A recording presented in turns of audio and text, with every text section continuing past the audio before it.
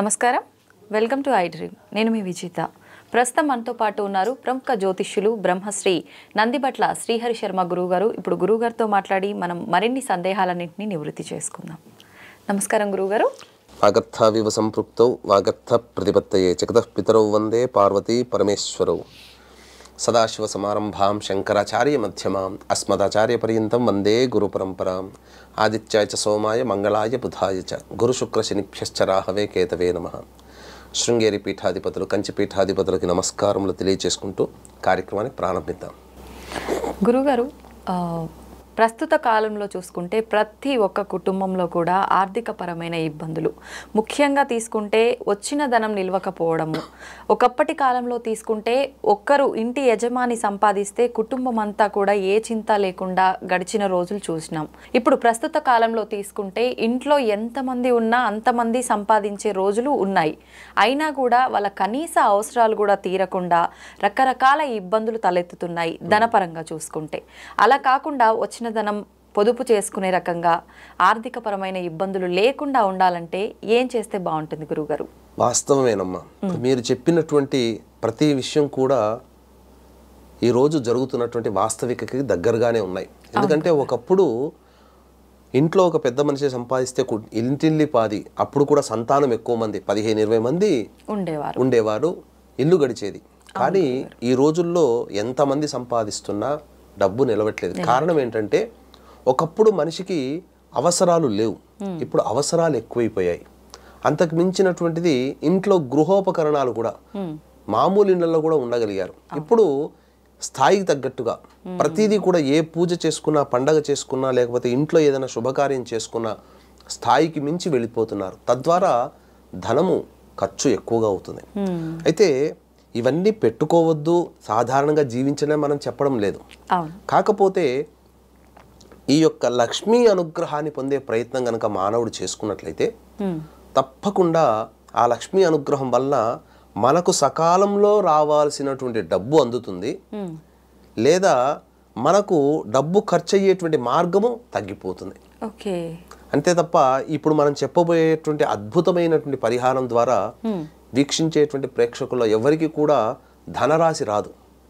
కాకపోతే మనము ఏదైనా కానీ ఒక లోన్ కోసం ప్రయత్నం చేస్తాం, లేదా ఎవరినైనా ఒక అప్పు అడుగుతాం, దొరకకపోవచ్చు. కానీ ఈ యొక్క మంత్ర విధానం ద్వారా మనకు ధనము లభ్యమవుతుంది, లోన్ శాంక్షన్ అవుతాయి.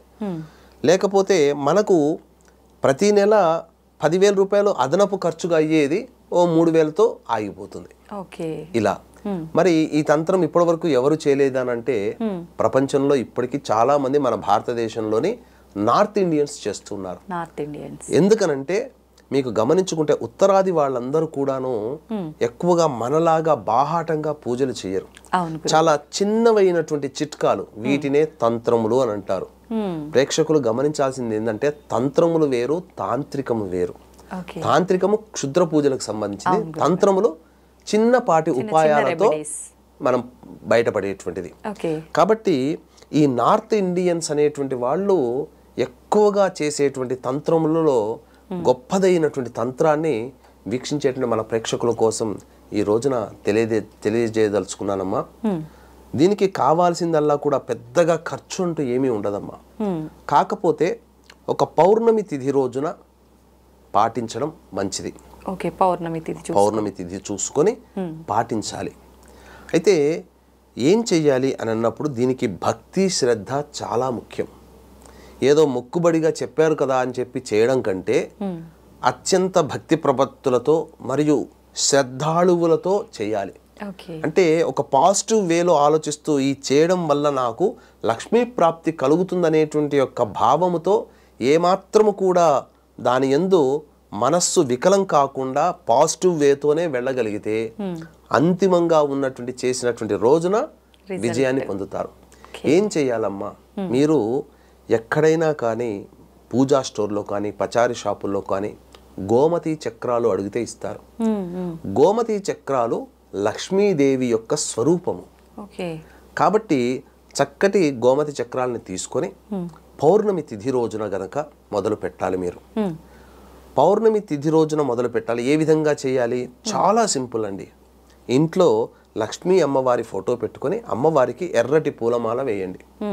లేదా లక్ష్మీనారాయణుడి యొక్క ఫోటో అయినా పెట్టుకోండి. లేదా పరమేశ్వరుడు అనుగ్రహిస్తూ స్వర్ణాకర్షణ భైరవుడి రూపంలో ఒకవైపు లక్ష్మీదేవికి ఒకవైపు కుబేరుడికి ధనరాశిని అందిస్తుంటాడు కదమ్మా, ఆ చిత్రపటమైనా పెట్టుకోండి.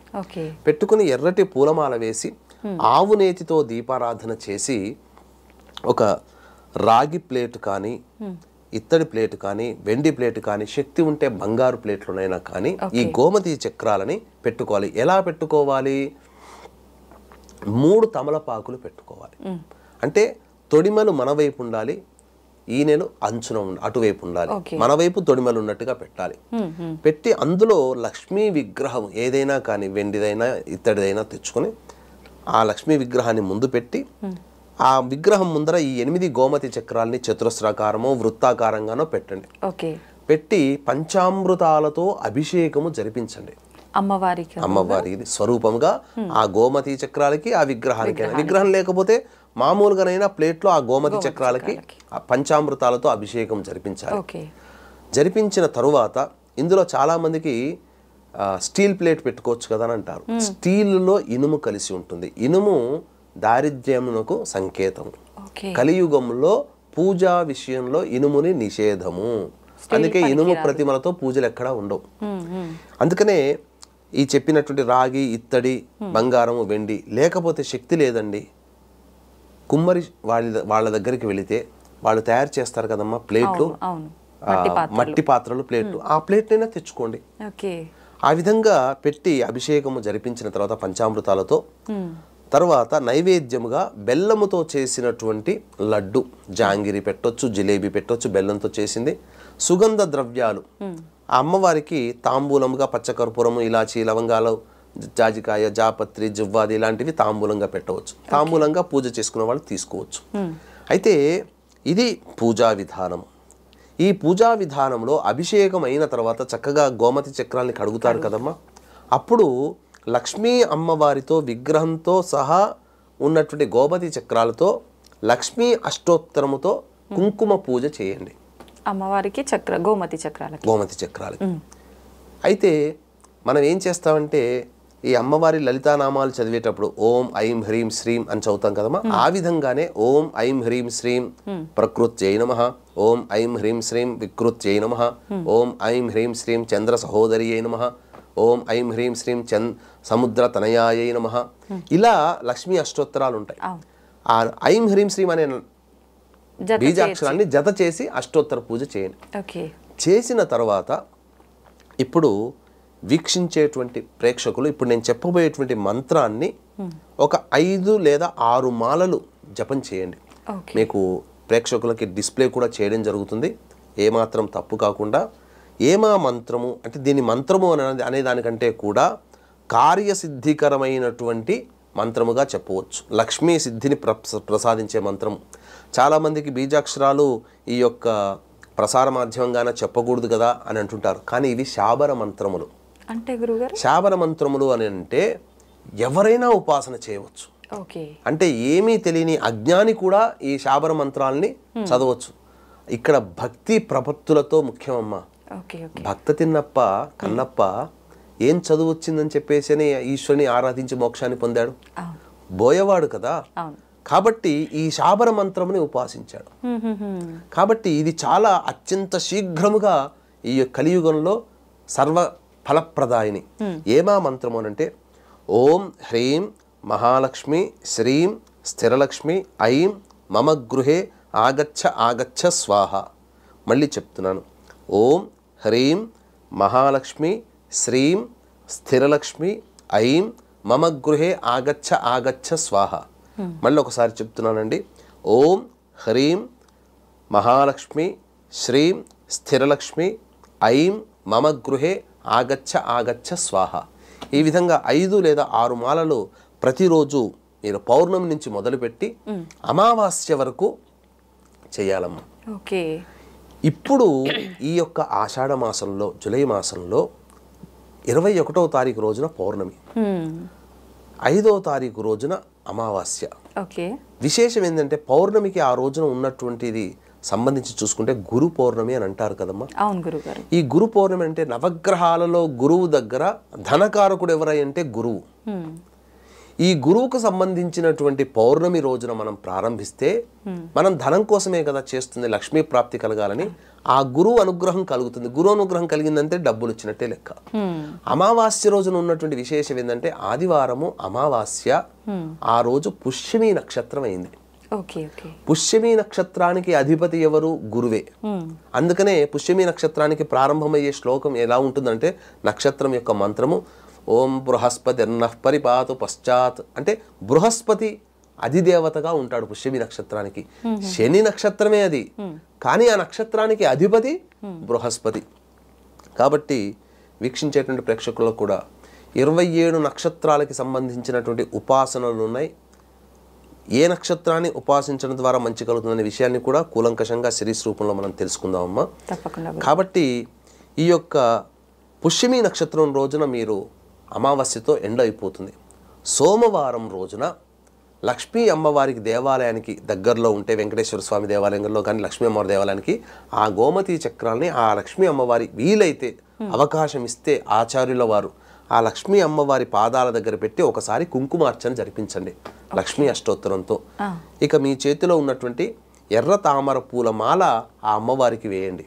వేసి ఇంట్లో తెచ్చుకొని ఆ 8 గోమతీ చక్రాలు వ్యాపారస్తులైతే మీ యొక్క వ్యాపార స్థలంలో ఒక చిన్న ప్లేట్లో స్టీల్ కాకుండా ఇత్తడి, రాగి లేదా మట్టి ప్లేట్లో పెట్టుకొని ప్రతిరోజు కూడా ఆ యొక్క గోమతి చక్రాల దగ్గర ఆవునేతితో దీపారాధన చేసి చక్కగా వాటిని ప్రతిరోజు తుడిచి 21 సార్లు చాలు, ఏం అవసరం లేదు. ఈ యొక్క మంత్రాన్ని 21 సార్లు విశేషముగా పౌర్ణమి, అష్టమి, బహుళ అష్టమి, శుక్ల అష్టమి, అమావాస్య ఈ 4 రోజుల్లో 108 సార్లు చేయండి. ప్రతిరోజు ఇంత చిన్న బెల్లం ముక్క మీరు నైవేద్యంగా పెట్టండి. ఇంట్లో అయితే గల్లాపెట్టులోనో లేకపోతే పూజా మందిరంలో కానీ ఈ చెప్పిన విధంగా అమావాస్య వరకు చేసి సోమవారం నుంచి చక్కగా మళ్ళీ మీ ఇంట్లో ప్రతిరోజు కూడా ఆ గోమతి చక్రాన్ని పెట్టుకొని ప్రతిరోజు గోమతి చక్రాన్ని తుడిచి చక్కగా మళ్ళీ ప్లేట్ పెట్టి ప్లేట్ని కడిగి మళ్ళీ ప్లేట్లో పెట్టి అక్కడ కొద్దిగా కుంకుమ, పసుపు, కుంకుమ చల్లి ఈ యొక్క మంత్రాన్ని 21 సార్లు చేయండి. చాలు, ఇంకంతకంటే ఇంకెక్కువ అవసరం లేదు. బెల్లం ముక్క ఇంట్లోనైనా నైవేద్యంగా పెట్టవచ్చు. చాలా మంది ఇంకా చెప్పాలి అని అంటే ఈ గోమతీ చక్రము లక్ష్మీ స్వరూపం కాబట్టి చిన్నదైనటువంటి ముత్యమంత సైజులో ఉండే గోమతి చక్రాలు కూడా వెతికితే దొరుకుతాయి. దాన్ని ఉంగరంగా కూడా పెట్టుకోవచ్చు. చిటికన వేలుకి పెట్టి వ్యాపారస్తులైతే చిటికన వేలుకి, అలాగే ధనము కావాలనుకునే వాళ్ళు చూపుడు వేలికి లేదా ఉంగరం వేలికి, ఈ 3 వేళ్ళకి మధ్య వేలు తప్ప ఈ 3 వేళ్ళకి మీరు ఉంగరంగా కూడా వెండిలో పెట్టుకోవచ్చు. ఎవరైనా ధరించవచ్చు. చిన్నది గోమతి చక్రం చాలా చిన్నగా దొరుకుతుంది. ఇవి చేసుకున్నట్లయితే తప్పకుండా మంచి జరుగుతుంది, ధనప్రాప్తి సకాలంలో కలుగుతుంది. వీక్షించేటువంటి ప్రేక్షకులు కూడా దీన్ని దృష్టిలో పెట్టుకొని 21వ తారీఖు రోజున గురు పౌర్ణమి సందర్భంగా మా పీఠం ఆధ్వర్యంలో శ్రీకాళహస్తి క్షేత్రంలో రాహుకేతు పూజ, శనిదేవుని యొక్క నివారణ పూజలు, విద్య, వివాహం, అనారోగ్యం సమస్యల నివారణకి 18 రకాల హోమాది కార్యక్రమాలు శ్రీకాళహస్తిలో జరిపించడం జరుగుతుంది. కేవలం 1500 రూపాయల రుసుముకి. అవకాశం ఉన్న వాళ్ళు కార్యక్రమ తదనంతరం కాంటాక్ట్ చేసి పూర్తి వివరాలు తెలుసుకోవచ్చు. గురుగారు, పౌర్ణమి రోజు మొదలుపెట్టి అమావాస్య వరకు పూజ చేయమన్నారు కదా, సమయం గురుగారు ఏ సమయంలో చేయాలి పూజ? ఉదయం, సాయంత్రం 2 సార్లు చేయాల్సి ఉంటుందా, ఒక్కసారైనా? భక్తి శ్రద్ధ ఉంటే ఉదయం, సాయంత్రం 2 సార్లు చేస్తే విశేషమమ్మా. లేదు కనీసము ఏదైనా కానీ ఇక్కడ మీకు వెసులుబాటు. ఈ రోజుల్లో పిల్లల్ని బయటికి పంపించడం, భర్తకి క్యారేజీలు కట్టడం ఇవన్నీ ఆడవాళ్ళు చేస్తున్నారు. కాబట్టి వ్యాపారస్తులైతే సాయం సంధ్యా సమయంలో చేస్తే చాలా విశేషం. ఇల్లంతా సాయం సంధ్యా సమయంలో చేస్తే ఎందుకనంటే సూర్యాస్తమయం కంటే ముందే మనం ఇంట్లో కలాపిచ్చి పూనుకున్నాం కదా, అంతా కూడా తుడుచుకుంటాం కదా, శుభ్రపరచుకుంటాం కదా, అప్పుడు లక్ష్మీదేవి ప్రవేశిస్తుంది. ఆ సమయంలో లక్ష్మి యొక్క ప్రసన్నాన్ని పొందే విధంగా సాయంత్రం పూట చేస్తే విశేషం. ఇక్కడ మీకు ఒక ఆశ్చర్యకరమైనటువంటి అద్భుతమైనటువంటి ఒక మర్మ రహస్యము మన ప్రేక్షకుల కోసం తెలియచేస్తానమ్మా. అమ్మవారు ఎప్పుడు ప్రసన్నంగా ఉంటుందనంటే సాయం సంధ్యా సమయంలో నవ్వుతూ ఉంటుంది. ఇది 100కి 100%, 1000% నేను గ్యారంటీ ఇస్తాను. మీరు టెస్ట్ చేసుకొని కూడా చూసుకోవచ్చు. ఉదయం పూట మీరు ఏదైనా ఒక అమ్మవారి దేవాలయానికి వెళ్ళండి. ఉదయం పూట అమ్మవారికి తదేకముగా చూసి నమస్కారం చేసుకోండి. అమ్మవారి రూపాన్ని మైండ్లో పెట్టుకోండి. అదే రోజు మళ్ళీ ఖాళీ సమయం చూసుకొని సాయంత్రం 6 తర్వాత మళ్ళీ అమ్మవారి దేవాలయానికి వెళ్ళండి. ఆ అమ్మవారి ముఖంలో నవ్వుతూ కనిపిస్తుంది. ఉదయమేమో ఆగ్రహంగా కనిపించిన అమ్మవారు సాయంత్రం కల్లి వచ్చేసరికి నవ్వుతూ కనిపిస్తుంది. అంటే సంధ్యా సమయంలో అమ్మవారికి చాలా ప్రీతికరం. ఎందుకంటే ఈ లోకాన్ని పట్టి పీడించేటువంటి రాక్షసులని, శుంభ నిశుంభులు దుర్గములనేటువంటి రాక్షసులని సంహరించి సూర్యాస్తమయం లోపల సంహరించి సంతోషపడుతున్నటువంటి సందర్భంగా ఉన్నటువంటి అమ్మవారు కాబట్టి సంధ్యా సమయంలో ఆ అమ్మవారు అసలు చెప్పలనవి కానటువంటి అందమైనటువంటి నవ్వు ముఖంతో కనబడుతుంది. ఏ అమ్మవారైనా, ఏ దేవాలయమైనా కానీ ఇది. కాబట్టి సంధ్యా సమయంలో చేస్తే ఎక్కువ విశేష ఫలితం వస్తుందమ్మా. నిజంగా చాలా మంచి పరిహారం గురుగారు. ప్రతి ఒక్కరు కూడా ఈ మధ్య కాలంలో ఇబ్బంది పడేది ఆర్థిక పరంగా, డబ్బు నిలవట్లేదు, అసలు అనుకున్న ధనం చేతికి రావట్లేదు, ఇలాంటి ఇబ్బందులే ఎక్కువగా చూస్తున్నాం గురుగారు. చాలా అటువంటి ఇబ్బందుల నుంచి బయటపడడానికి నిజంగా ప్రేక్షకులందరి కోసం ఒక మంచి పరిహారాన్ని అయితే తెలియజేశారు గురుగారు. ధన్యవాదాలు. ఇంతకన్నా విశేషంగా ఏంటంటే అమ్మా, ఈ రోజున మార్వాడీలు ఎంత డబ్బు సంపాదిస్తున్నారో అంత డబ్బు ఉంటుందనంటే కారణం ఈ తంత్ర పరిహారం మార్వాడీలు చేయడం వల్ల. మార్వాడి బిజినెస్ సీక్రెట్ అంతేనమ్మా. వాళ్ళు ఈ తంత్ర పరిహారాన్ని చాలా చక్కగా చేస్తారమ్మా. కాబట్టి ఇంతటి మంచి విషయాన్ని చక్కగా అందరికీ తెలియచేయాలి, అందరూ బాగుపడాలనేటువంటి ఒక సదుద్దేశంతో ఈ కార్యక్రమాన్ని మనం చేశాము. కాబట్టి ఈ కార్యక్రమాన్ని లైక్ చేసుకొని పెట్టుకోండి. మీకు సందేహం వచ్చినప్పుడల్లా మళ్ళీ ఈ వీడియోని చూస్తే అన్ని సందేహాలు మీకు తీరిపోతాయని చెప్పవచ్చమ్మా. ధన్యవాదాలు గురుగారు. సర్వం శ్రీ ఉమామహేశ్వర పరబ్రహ్మార్పణమస్తు.